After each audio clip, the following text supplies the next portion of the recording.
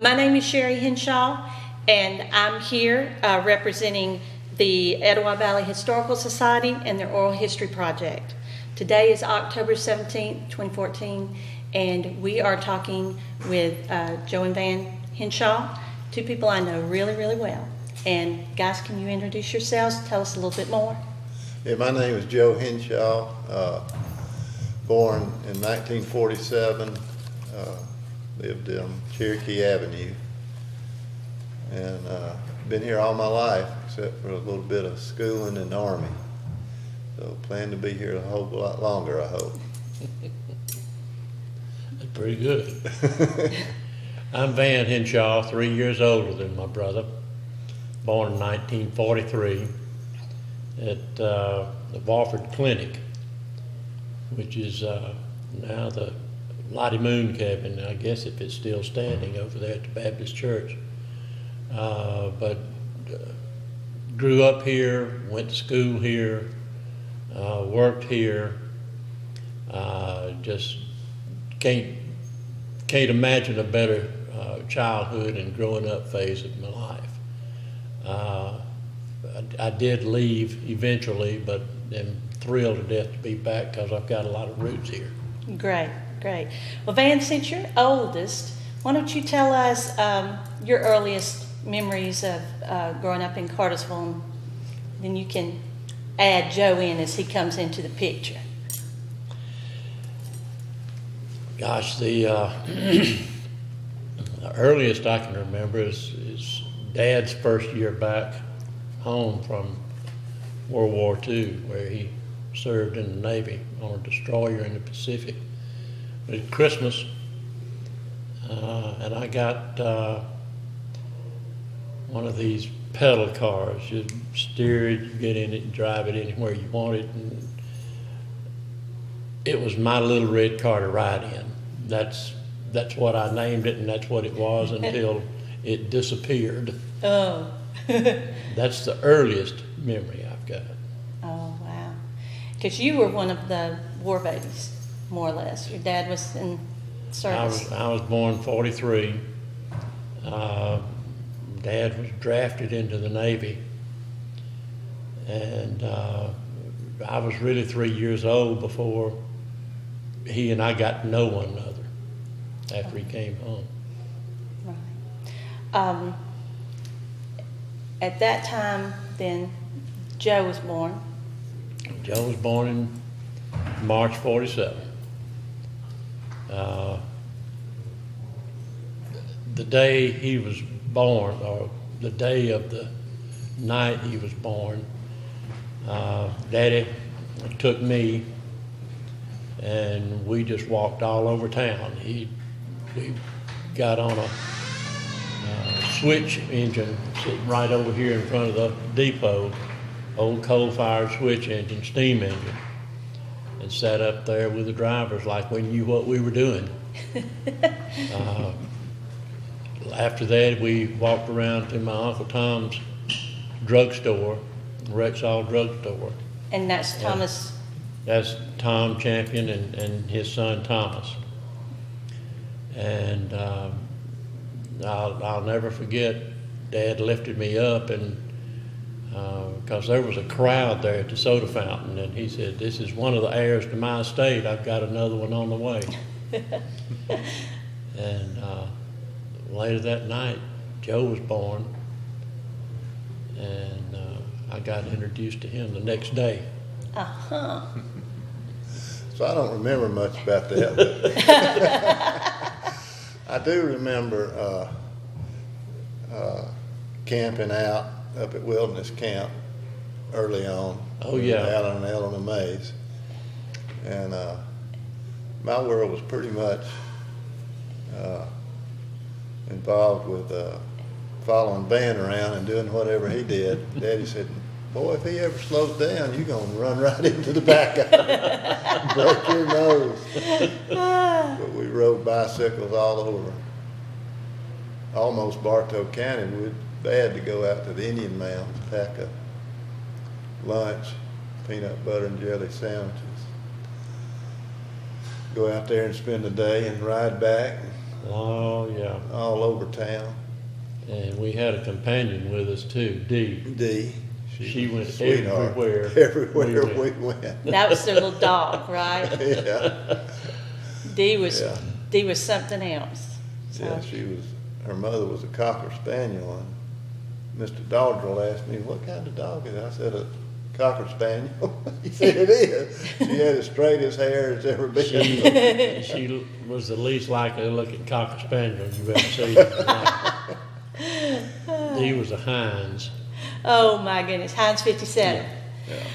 Well, I know you guys grew up in an old house. Can you tell us a little bit about, like, your home? You remember growing up? It was one of the older homes. It's not here anymore, but No, it was torn down. It was right across from the new courthouse. And there's a house still on the corner where Mr. Fleetwood lived. And then Milton Fleetwood. Milton. And then the next house was John. John Fleetwood, and then our house. And of course, there were houses all the way to town. And but Mother family came to town, I think, about 1920 or 21. I'm not sure. They I lived know. right down the street on Cherokee Avenue, where Jerry Benton used to live. I know Mother's dad died, our granddad, Yeah. when she was 10. Mm-hmm. So that would have been 22. Yeah. And her mother, our grandmother, in order to keep the house and earn some money, turned the house into a boarding house on and- Cherokee Avenue, on Cherokee Avenue. right across and- from where the courthouse is now Right. today. It Yeah. ran that as a board, excuse me, ran that as a boarding house for years. As a matter of fact, that's how Mother and Daddy met. Daddy had come south from Virginia to find work. He decided early on farming wasn't in his best interest. And he was the baby, right? He was the baby in the family, and he wanted no part of farming. And he wound up at grandmother's boarding house, and that's where he and Mother met each other. And he stayed around for a year or so, and Daddy kind of got uneasy about what was going on and decided to leave town and went to Miami to set up camp down there. Got him a good job, and in 36, as the story goes, as Mother told it, she bought her a brand new 1936 Ford Coupe, complete with a radio. Packed up her stuff and took off to Miami to convince Daddy to come back. that he needed to be in Cartersville. That's right. And I don't know how long it took to convince him, but that's where they wound up back here. Well, knowing her, I'm sure it didn't take long. Well, I know that you guys spend a lot of time downtown. This building that we're in was your dad's old store. Your mom was the decorator for the store. It was a furniture store at the time, and he had a lot of different partners. And your mom helped decorate a lot of the homes in Cartersville, a lot of the furniture, and you guys grew up here and delivered furniture, worked around here from the time you were little bitty things. Y'all had a lot of adventures in this old building, as well as downtown with the other people. Can you recall some things you might want to bring Yeah. up about that? Dad worked for a Lawson Furniture Store, and he decided finally to go out on his own, which I'm not sure of the year, probably 58 or so. I'm thinking it was 55. Yeah. And Mr. Davis was in here, had a furniture store, Ideal Furniture. And his son, Bill, after Daddy came in here, Mr. Davis moved out, worked for Dad for years and years. And I believe Dad's first partner was Jack Gaines. Sam Franklin. I thought Jack was before Sam. Jack came after Sam left to start his own place, and then Jack was here with him for maybe 2 years, and Yeah, the partnership was dissolved, and Willis Morgan came in. right. We worked here and toted furniture. Didn't want to at first, then had to later on. Didn't have any choice. Wasn't up to us, was it? Y'all were cheap labor, weren't you? But this place was full of furniture. I mean, you could, and we had to dust and everything. I first started with him working for him on Saturdays, and I didn't know what to expect when on my very first day, but I came. He brought me here. I didn't come. He brought me, and I thought at the end of the day I had put in a good day's work. I was proud of myself and looked forward to the next time I could come, and then he paid me my wages, which was $1. That was generous for him. I'm surprised. After that, I didn't look forward to the next time he came. Even back then, $1 wouldn't buy you much, would it? Oh, that's funny. What about, do you remember any of the people that came in and out of the store, or any of the colorful things that happened down here? I know that there's always colorful characters around Cartersville that you guys grew up with, your age and older. Harry Connor. I was going to ask if you remember Harry. Oh yeah, he'd come around. And he was Every Saturday. every Saturday. He was brilliant. He was educated. He was, from what I've understood, he had been the financial guru at A.G. White Ford for years and years. And one morning he wasn't himself anymore. Yeah. But he lived in I guess it's I don't know whether it's still in the Davis family or not, but J.L. Davis bought the house out on Old River Road, and Harry lived in the basement, and there wasn't anybody there. J.L. didn't own it at that point, but he'd come in. Harry would come in the store every Saturday, and you could hear him coming when he hit the front door. He wore big, heavy, thick soled boots, and he had a sack over his back, his overalls on, and what language he was speaking, nobody knew. But he'd sell rabbit tobacco. He always brought Daddy a handful of rabbit tobacco and some brown paper bag paper that he could roll his cigarettes in. Daddy'd give him some money, didn't he? Give him a dime, Jabbering. and he was gone, just jabbering. He also would carry Dr. Choate, the dentist here, a rock every Saturday. Every Saturday. Every Saturday, and Dr. Choate would pay him a dime. And the reason that came about was because Harry, on his very first trip to Dr. Choate's place, carried him a beautiful arrowhead that he'd found.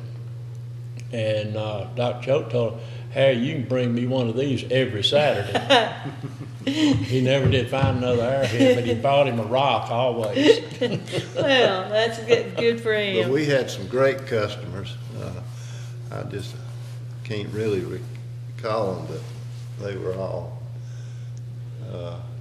over the county. Yeah. I mean, we'd go one end of the county to the other delivering furniture. Daddy carried paper on his own books, and they'd come in and pay him $1 or $2 a week, and when they came to town, and it was. And Saturday was downtown Cartersville. Oh yeah, I mean, there was full of folks. people all over. Have preaching in the park. They'd bring park right over here.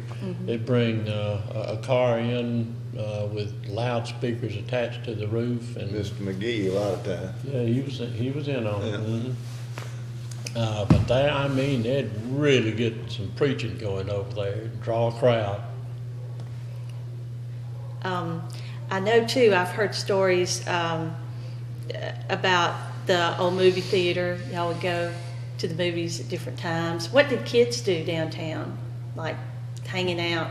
I know that it's a lot different now. Oh, man. Well, I remember going to the drugstore, Champions, that Van mentioned earlier. You know, you could go in there and right on the right, as soon as you went in, was comic books. Right. And he'd let you just go in there and you just sit down and Read all day. read all day if you wanted to. And of course, they had the counter. And, you could get you a drink, but you could just sit right there and read And, comic books. The little area out there between the curb where the First National Bank was on the corner and his place had no parking stripes. That was maintained for bicycles. And you could go by there any day and there'd be 15, 20 bicycles parked. And right down the street from there, there's two buildings that are that far apart, right? And I was walking through there one time and I go right. almost stepped on a mother cat and her kittens. So that was y'all would scoot down through Always that go alley. through there, yeah, we thought that was, you know, you had to do that. Yeah. As long as you could fit, you had to go Right. through that. Be a little tight now, but get a run and go, you I might don't know if make I can get my head in. Well, do you remember, like, what kind of movies did y'all go see, or did you do Oh, that? goodness. it. Every Saturday. Yeah. It was Cowboys, and then they had cereals, Spaceman, I can't remember. Daddy would come home for lunch on Saturday, and we called it dinner. The noon meal was dinner, Supper was. and supper was night.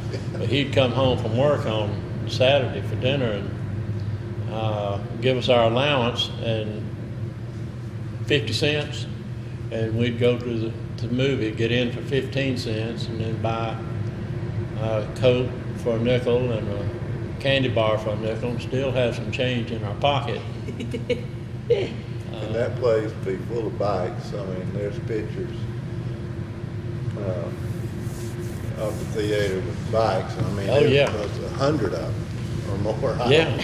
And but I was thinking earlier about how close we lived to town, and who else in that circle, say where we were a little bit out, how many children were that close to town. But I know us and the Bradfords, Yeah. Fleetwoods, we could just walk from our yard through Mr. Ellers's Yeah. yard, through the Bradfords, down to the old cab station, which is still there, and that alley. Yeah. What's the name of that street? Comes out right at the Noble. courthouse? Noble Street. Street. And then right into town, of course, the service station on the corner there is, Hall Dean's. yeah. And Lay's, Five and Dime and Nelson's, Speaking of that always go to cab Lay's. station, Yeah, that's you know, been there. it's got a concrete block wall behind it. I guess it's probably 6-7 feet tall. Every bit of it, yeah. And that lot up there was the Greyhound bus station. They had a cafeteria in there, and it was a nice cafeteria. When the bus would come stop for lunch, everybody would unload, go in, eat the cafeteria, and then it done, they'd get on the bus and take off. But there was a time, Frank Dysart, Mr. Marler ran that, didn't he? yeah, Frank Dysart lived in a house down on Main Street, and he and I were good buddies. He and I were the same age, and we were playing in the bus parking lot one day, and Frank found there was a bus parked back there, nobody on it, so Frank and I got on it, and we just running up and down the aisles, and Frank decided he wanted to sit in the driver's seat. somehow or other he left the brake off, and the bus started rolling, and it rolled off of that rock, that Oh, really? that wall, I didn't know and was this. sitting there like this, and we were. Oh, Lord. Luckily, it was leaning that way, and the door came open, so we could get out and run. Lord mercy. It had gone over that wall, you know. It did so- go over that wall. There's a statute of limitations on that. I believe it's safe to say it now. Well, that's not the only runaway vehicle we've had. I've heard Joe tell some stories on some Yeah, he where had. Kroger is, where Kroger used to be, where Sam Franklin's is now. So we got two guilty ones, Yeah, yeah. I rolled mother's car, knocked it out of gear and rolled and stopped Main Street there. And Thomas Champion, That was our that. cousin. Was that old Jeep? No, that was the 55 Chevy. Okay. The two-door Biscayne plain Yeah. Jane. I mean, tell you. We had. But you kicked it, out of gear or something. She yeah, left out you of in the gear. car. I And, was little too. I think Van was in there. I don't remember Probably being in. Don I Harrison. may have been in the I store with blamed it on mother. Don. Yeah, that's a good one to blame it on. we blame everything on Don Harris. Everything that's ever gone wrong with him, Don Harris was there somewhere and he caused it. Or Lamar Hill. Yeah, that's two. Right That's two troubles right there. But yeah, you rolled across the road and the traffic was heavy on Main Yeah. Street, wasn't it, Van, back then? Oh, it was. I mean, it was. Yeah. And Joe was I thought little and also earlier that 41 Highway came right in front of Cherokee Avenue. Mm-hmm. I mean, it came right through town and right. out Cherokee and out Castle Road. That was Highway 41. Uh-oh. I remember seeing cars from Michigan and Ohio and Transfer trucks, we call them back everything, then. and I wondered about those far off places. I know it. Yeah. What Well, those they people were like. Yeah, exactly. Well, that was a major area of traffic, people coming down through here going to Florida. And just a lot of people passed through Cartersville at that time. And one thing I wanted to make sure that we got to was the lake. Because there was a whole, when the lake was developed, you guys were young, and there was a whole group of families that were friends that ended up there at the lake and formed the wilderness camp community, and you all grew up together and spent tremendous amounts of time up there on the lake. Can you all tell us a little bit about what you remember of that? Let me get started on that, and then I'll turn it over to Joe. To what I'm getting ready to tell, he wasn't around to remember. But when the lake was when the land was being cleared for the lake, we didn't have a car. We didn't have a car probably until I was 6 years old. But Daddy always had the furniture store truck that he'd bring home at night and keep for the weekends. But he and I would ride in the area where houses were being removed, trees being cut down. And I remember him telling me that, son, one day where we are now, right now, is going to be covered with water. And I just could not visualize that. It just wouldn't. Wouldn't compute. It just wouldn't compute. You're right. But I mean, we would drive for miles and miles, and there'd be piles of trees and brush burning. It was like you were in another world. Everything had been cut down and stripped and was burning in order to fill the lake. And on Sunday afternoons, there were several times we rode up to the backside of the dam and look out, and there was nothing but just red dirt everywhere you could see, which is now the bottom of the lake. But as the dam was being built, I can remember the buckets of concrete coming from overhead and being poured, and it was just awesome. I'm glad I've got that memory.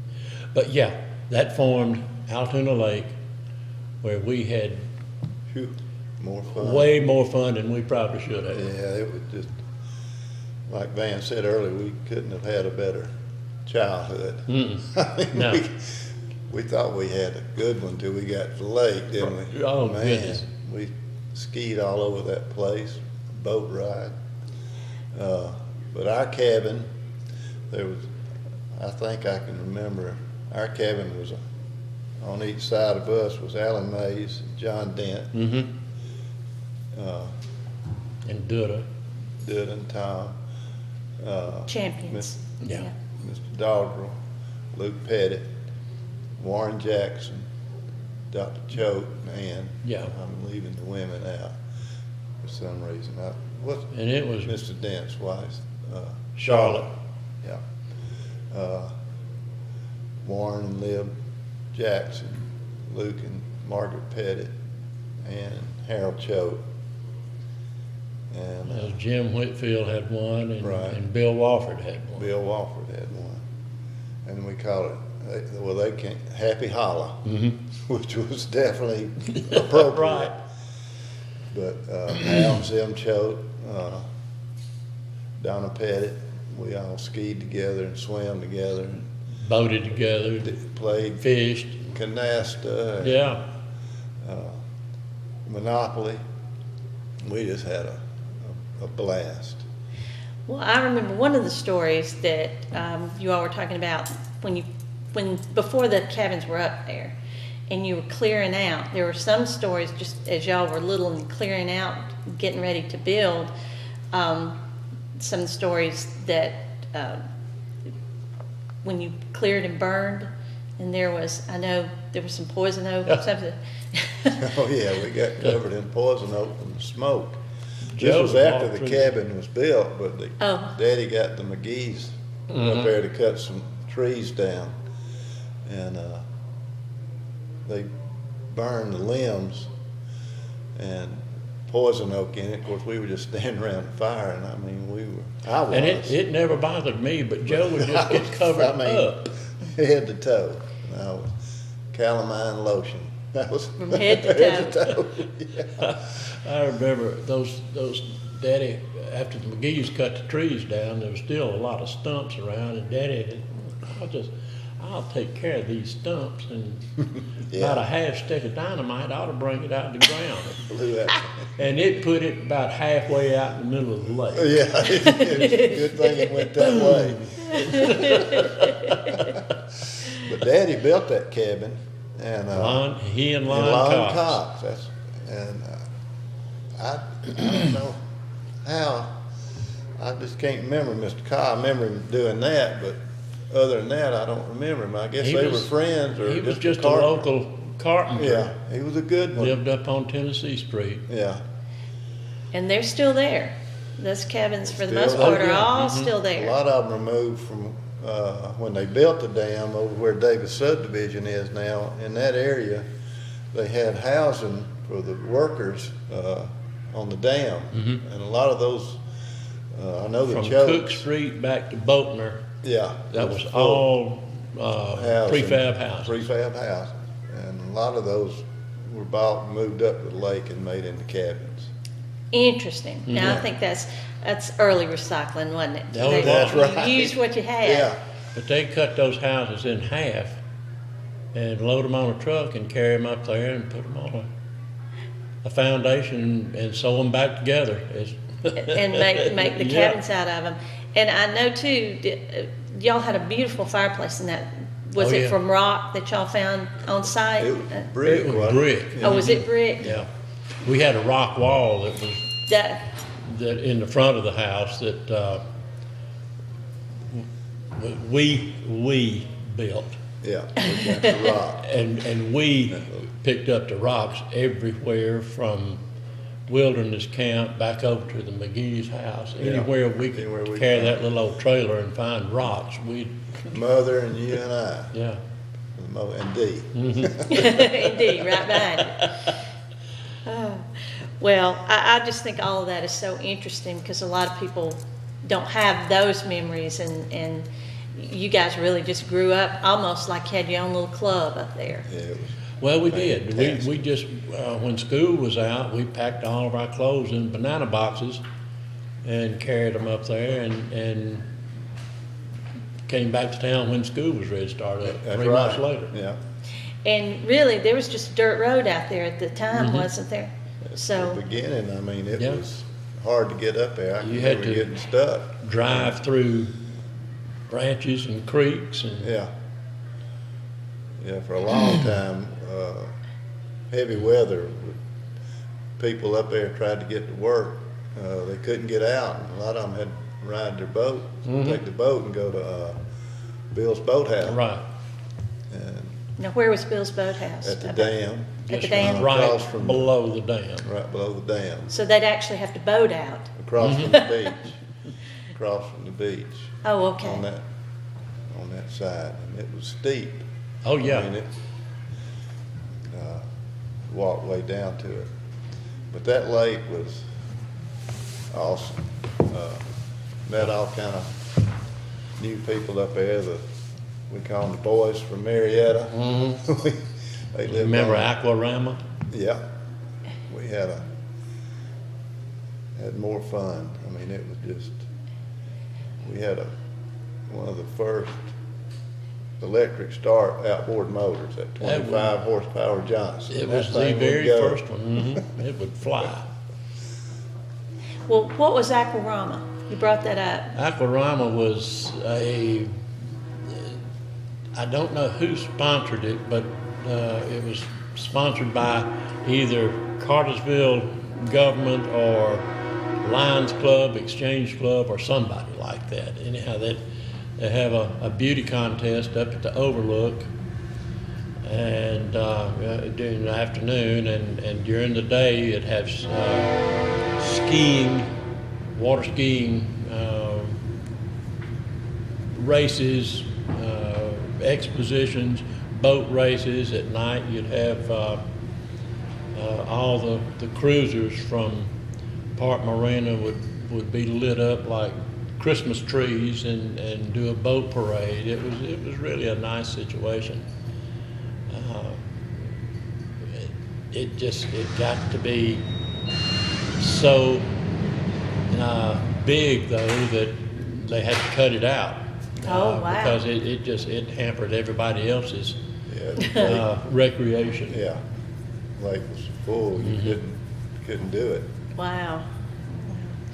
Well, moving from the lake, let's move back, come back to Cartersville for a little while and talk about school. I know you guys you grew up in the Cartersville school system from your earliest years. So, Van, being the oldest, I'm going to defer to you again. What are your first memories as far as school or teachers or how you felt about any of that stuff? I felt I had started school my first of 2 years of kindergarten. Okay, now tell us about that. I was Took you 2 years to get there. well. It should. When I went, it was only supposed to take 1 year, but they changed the rules on us. Well- You had to be 6 before the 1st of December. Right. And my birthday was December 28th, so I got to spend 2 years with Miss Mary Lou Oh, well. in the Well, basement of Douglas Street School. Right, that's where I went. Okay. Yeah. And came to first grade at Cherokee Avenue. Ms. Milan was my first grade teacher. And I'll never forget that first day. I was late getting there. And Mother walked me in, and then everybody in the room turned around to look and see who's this guy coming in. Who's late? Yeah. But anyhow, it went through school there. Then when I hit 7th grade, they had remodeled the old women's college and the old high school too, incidentally. That's where Mother went to high school. They had remodeled it and turned it into a junior high for 7th and 8th graders.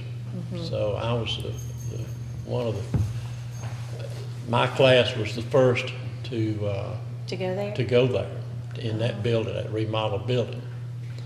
That was 2 years, and then accidentally made it to high school. Stumbled your way into high school. Well, I know that one of the things that was so interesting, I always loved that you did, was the car. That when you got to high school, you were one of the Oh, yeah. main caretakers of that car.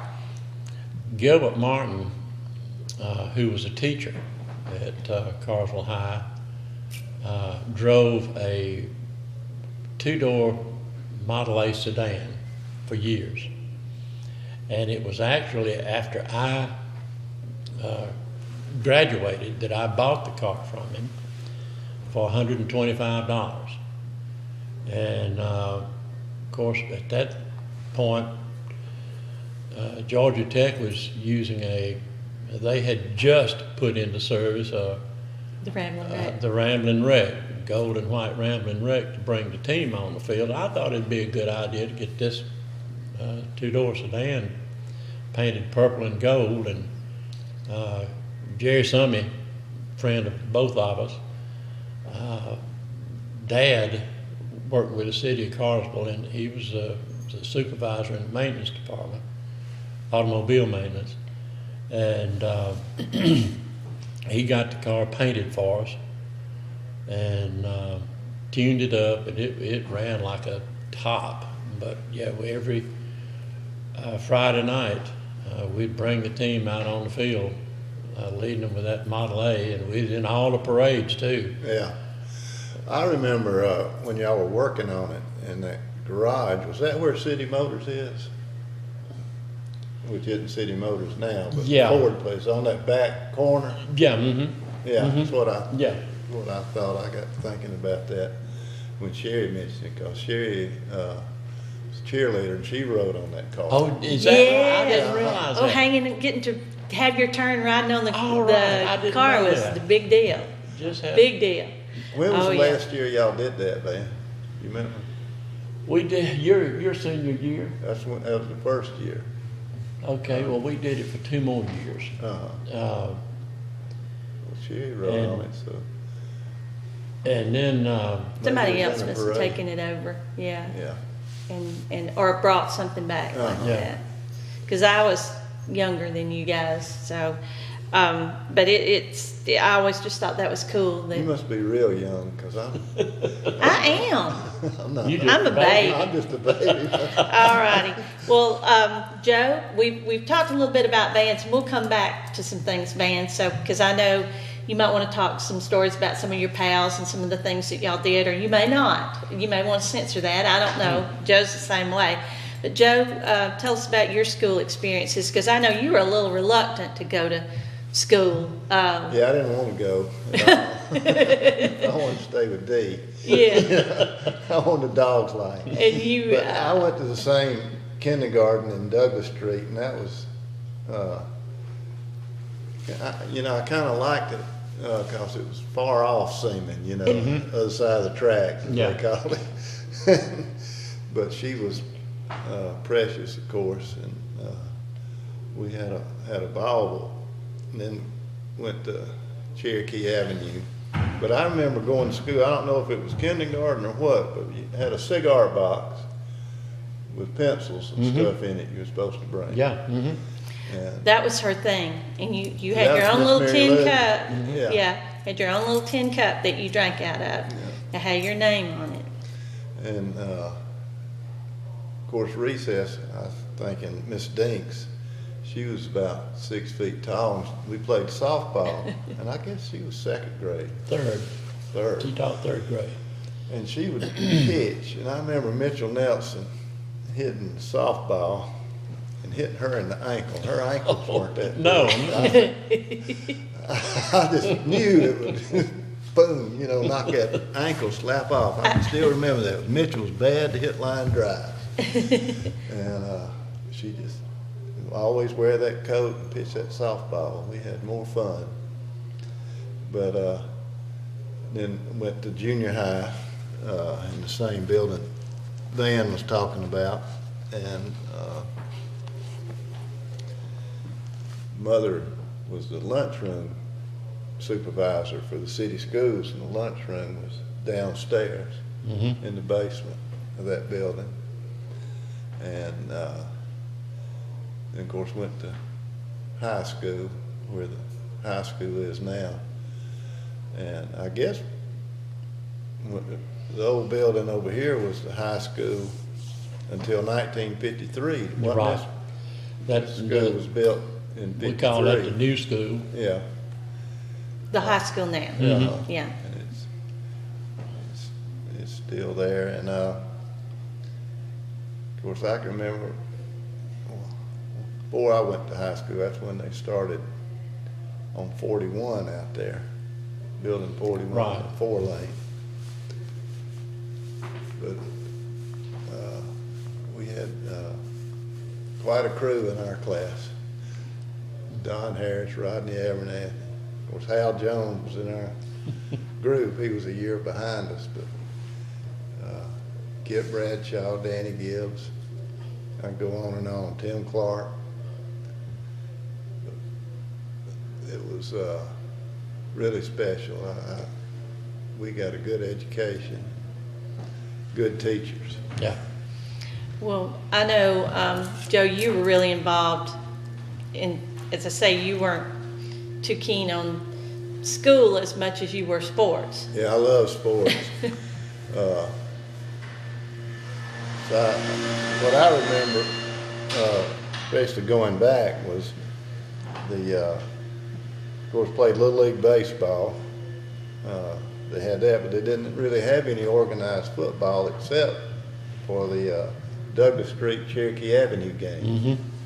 And they'd play that in the fall.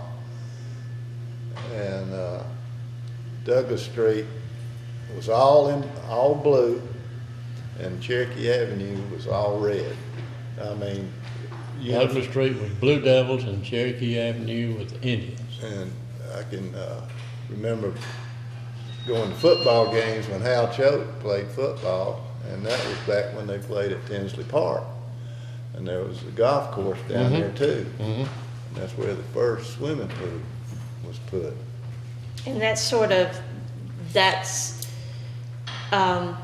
that's down Bartow Street, right. all the way. It's kind of an industrial area now. Industrial area now, completely full of manufacturing buildings and different. But that was things. pre-Dellinger Park, before Dellinger Park, and that was the main Pre-Dellinger, park yeah. in Cartersville. Then they started playing at the high school, and I wondered who coached those Cherokee Avenue, Douglas Street games. The Douglas Street coach was named Suitcase McKay. And I don't know That's what a his story. relationship was. Right, I'd like to know more. Cherokee Avenue's coach was Harry Wilson, who was the principal. Yeah, definitely, And Mr. Wilson. we ran a double wing. I mean, I didn't know any more what a double wing was than the man in the moon, but that's what we That's what it was. And I was one of the wing backs. All right. And that, to be one of the double ones, made me feel good. I didn't know what I was doing. You had a good time. Yeah. Those leather helmets. Right. No face mask. No. Wow. But I never got to play in that game because the city started a recreation department, and Fred Caswell came to town, and everything was out Cherokee Avenue at the school there. It's where we practiced, played, and everything. And the old gym, which is still there, which I guess that gym has been there forever. Which gym now? Down at the corner of Cherokee Avenue and right below the school I there. thought that burned years ago. No, it's still there. I think it's been reconstructed. So, Van, you may be right, Yeah, it and might Joe have may been. be right. I think that they just built something But else was that back in old the same gym, place, but it's the, not the original. Okay, well, Was that the old? original, I can remember when it burned. I think there's like a metal prefab Yeah. thing there now, but And I they guess kept the that was footprint, I the think. gym for the high school, the old high school. But we used to go there and see donkey basketball. Oh, yeah, At the Halloween, Halloween festival. Festivals. Man, We had Yeah. my senior class had our senior dance in that we building, did too. We had our senior dance. Yeah, I guess that thing burned when I was out of town there. Yeah. That's bad. I know I was working at Lockheed, and Yeah. we came back into town from work that afternoon and saw smoke billowing in toward the sky, and ran it down until we chased the smoke and found out Right. that that's what was burning down. Well, Joe, do you want to talk any more about the high school sports, or Van, do you have anything else to add to school? I want to make sure we get everything in that, I know Joe played. We have people ask us all the time. When they see him, it's like they're recalling something through Well, I him. remember It's one weird. thing, my sophomore year, they wanted me to play as a freshman, but Daddy wouldn't let me, which I didn't know this till not long ago. Mother probably told me. And my sophomore year, played varsity, and Norman Dowds was the fullback, and he was, I mean, all-state material. He was a hoss. And so I figured I wouldn't get in much, you know. So we were just having a big old time sitting on the bench. And the first game we play in Coosa, and Norman's knee gets just blown out or messed up real bad. And they said, Henshaw, get in there. So I said, me? So I went in there and pretty much played the rest of the time. Norman tried to come back, but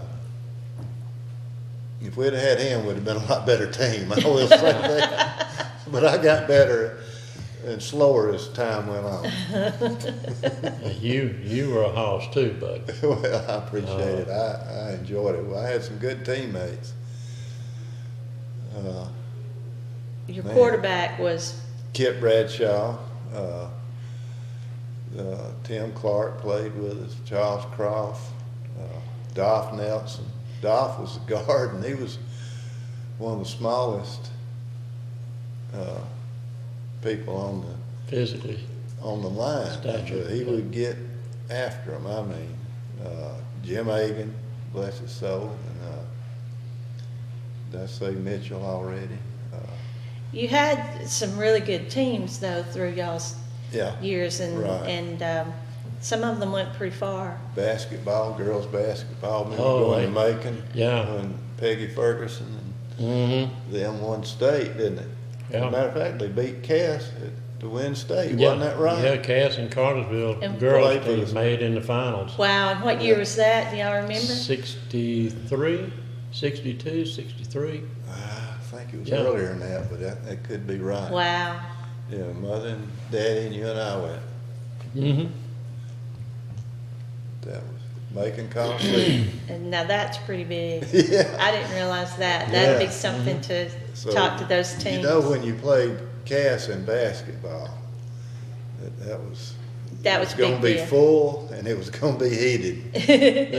The coaches at that time coached both the boys and the girls basketball teams.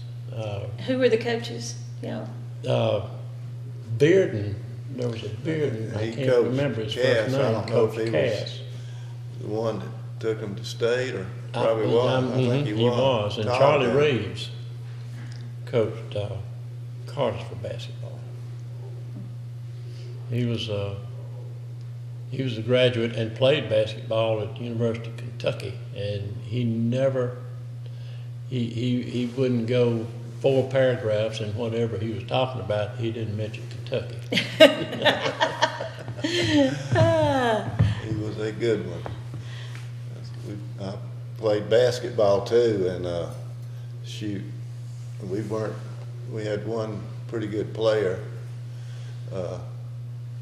Stan Padgett, and the rest of us, Rodney Abernathy was pretty good. The rest of us, you know. Hal Chuck played, didn't he? Did Hal play that? Did he play basketball? Hal Jones. Hal Jones. Yeah. Hal was yeah. good. And, Hal Jones. He'd And get us where we could hang in there. and then Dick Caswell had played before you. Yeah. Dick had been good. Dickie was fantastic football and basketball player. He was a good athlete all around. Yeah. Y'all knew some really talented people. Is there anything else that you guys want to cover that we haven't talked about? I know that, Van, you've written memories of yours. We've got a great, I think you ought to publish that at some point. All the memories that you put together are amazing. Yeah, I decided I'd better start writing them down While before you I still, forgot them. yeah, But just, you know, the streets in Cartersville now are the same as they were when we were growing up. Yeah.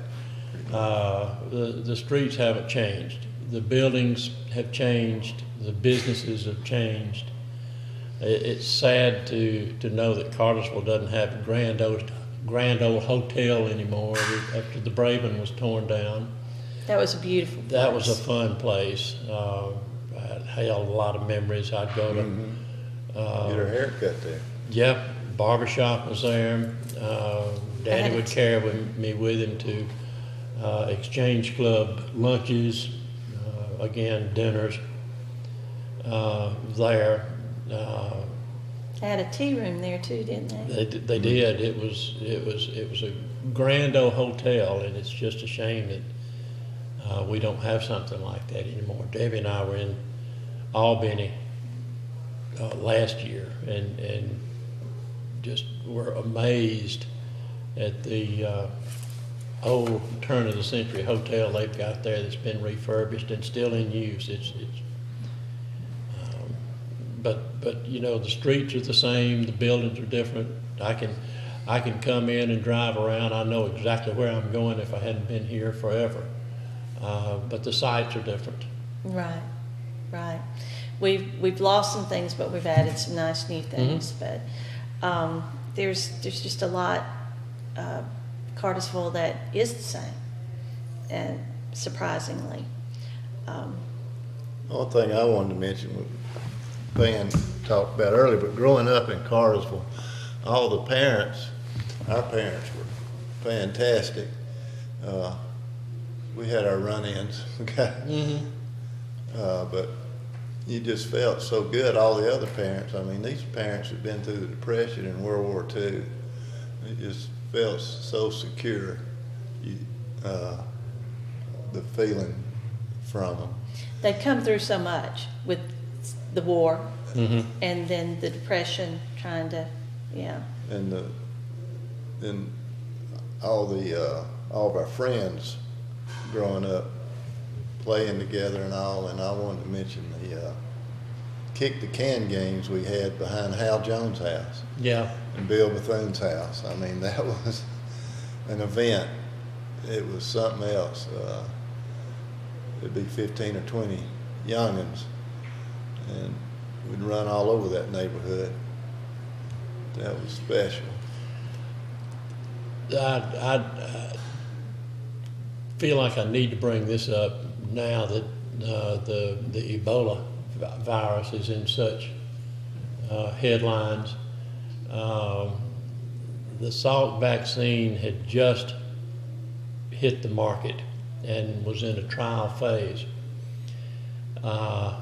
when our next door neighbor, Jimmy Fleetwood, was afflicted with polio.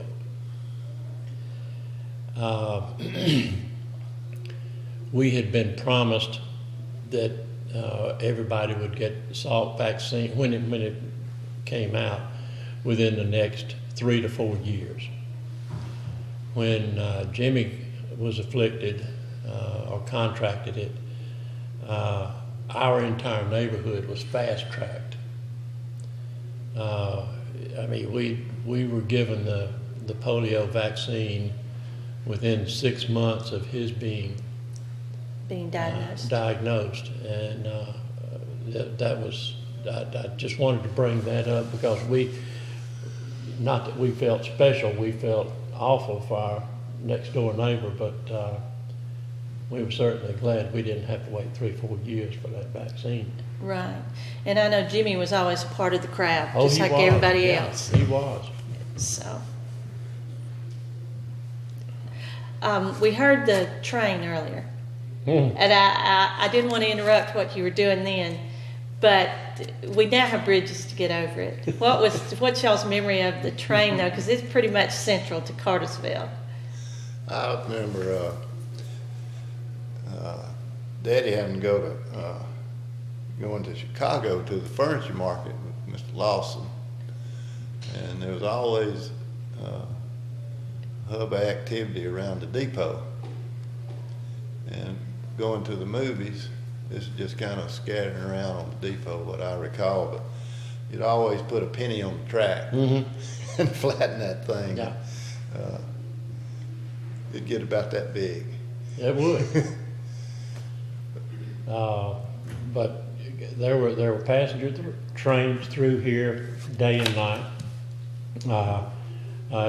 When one came through, it would stop traffic, and that didn't bother me because I didn't have anywhere to go. But I would just gaze at the people in the windows of the dining car and wonder where they were coming from, where are you going.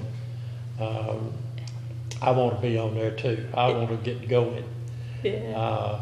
But there were freight trains and passenger trains just galore, just all the time. NC and St. L and L and N were the two lines that came through here. And just now we're talking trains. When I worked here for Daddy in this building, there was a ditch, just a drainage ditch that ran alongside the railroad, between the railroad and this street that runs up by it. And the jail was right back here behind us. And it was hardly a Saturday that passed that Sheriff Frank Atwood hadn't been out with his deputies and busted a still. And he would bring the illegal alcohol in and pour it in that drainage ditch, throw a match to it, and it would burn blue for 24 hours. Wow. In that ditch. It was amazing to see. He'd pour most of it in there. Well,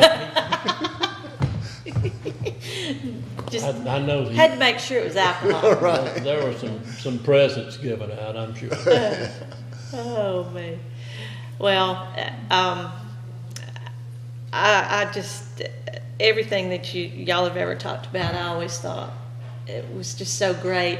The thing I always envied for both of you was your childhoods and your friends and all the group that you all had. You all have so many great memories with your friends. And I wondered if you had a couple of friend stories you wanted to tell before we wound up, because y'all had some fun times.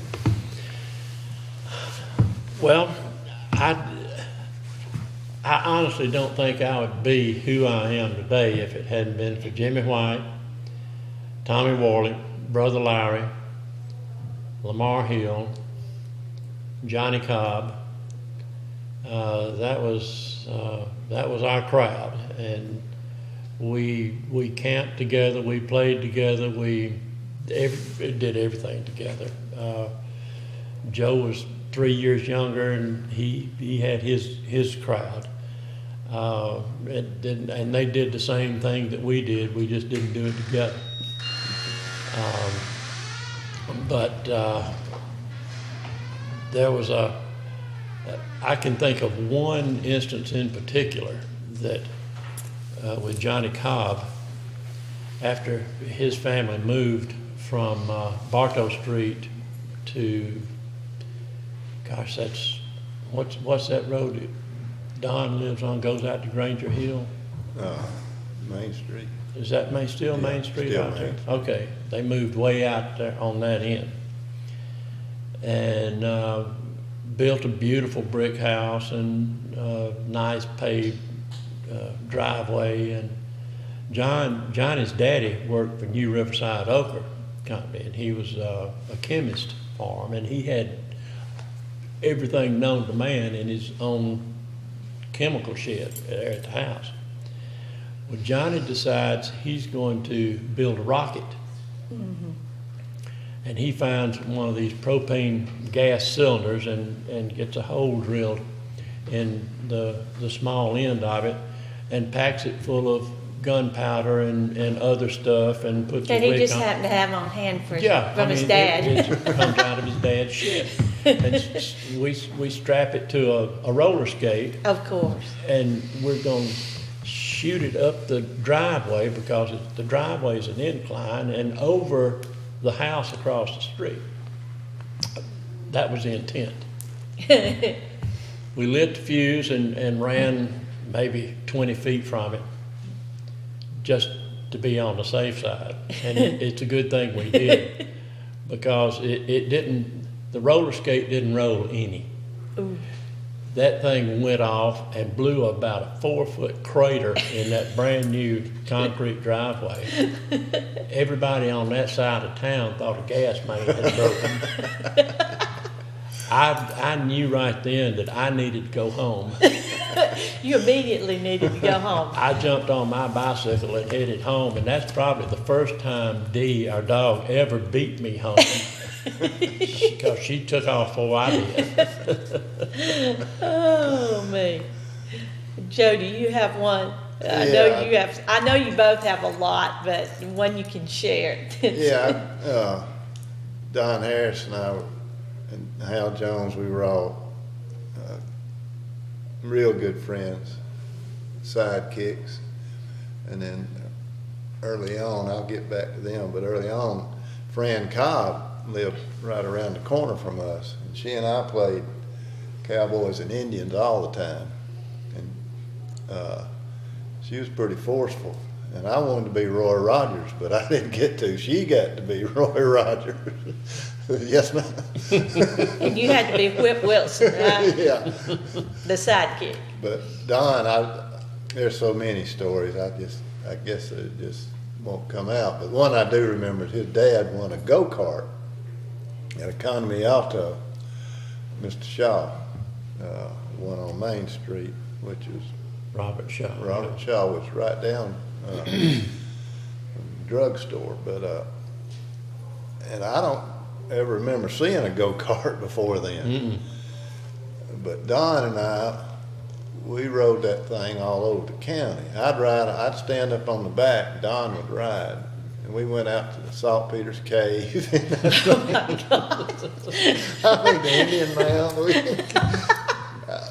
I might be exaggerating, but I swear I don't think I am. How old were you guys? We were probably 12. Yeah. I mean, we rode that I thing. don't know if you were that old because I'm Probably thinking I not. was probably 12. I mean, we were young. I remember going down Burnt Hickory Road, and it was dirt back then. Going to the Indian Man and going to Saltpeter's Cave. And Arnold Knox had a moped, and we'd ride with him and stuff. We rode all over the place. Don can fill in on that, I'm sure, but yeah, that was fun. Oh, me. Well, I guess then the thing that I'd ask you, we talked some about the store, and we really hadn't talked a whole lot about your parents, but I wondered if there was something you wanted to add before we closed out about your folks and I don't think two brothers could have had better parents. They loved one another. They loved us. They saw that we were fed and clothed. They were just, at the times, there were times where I didn't have use for either one of them, That's pretty typical but of all it of us, didn't isn't last it? long. I don't think you have a rite of passage without that part. Yeah, I'm just really proud of both of them. They really did They both right work. by us. Yeah, and they both worked very hard Very at a lot hard. of interesting, different things. I know your mom did a lot of different careers because she was a hygienist and a florist and Right. a decorator. She just kept doing more and more things. She was so talented. And your dad just worked really, really hard always that I remember. And she had a flower shop that she bought and ran during the war while Daddy was in the Navy, and gave it up after he came home, of course. But yeah, she always had something going on.